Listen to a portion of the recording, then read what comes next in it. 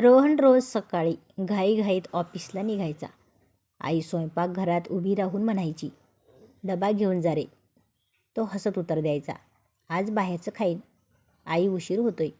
आई काही बोलायची नाही, पण रोज त्याच्यासाठी डबा बनवायची. तो डबा संध्याकाळपर्यंत तसाच फ्रीजमध्ये पडून राहायचा. एक दिवस आई आजारी पडली, तरीही तिने कष्टाने उठून डबा बनवला. हात थरथरत होते, डोळे भरलेले. रोहन पुन्हा म्हणाला, "आई नको त्रास करून घेऊ." ती हळूच म्हणाली, "आजचा डबा खा, उद्या कदाचित मी नसेन." तो हसला. त्याला वाटलं आई नेहमीसारखंच बोलते. दुसऱ्या दिवशी सकाळी आई उठलीच नाही. घर शांत झालं. स्वयंपाकघरात थंड पडलेला डबा होता. रोहनने तो डबा उघडला. आत त्याचं आवडतं जेवण होतं आणि एक चिठ्ठी. "बाळा, जेवण कधीही थंड होतं, पण आईचं प्रेम कधीच थंड होत नाही. काळजी घे."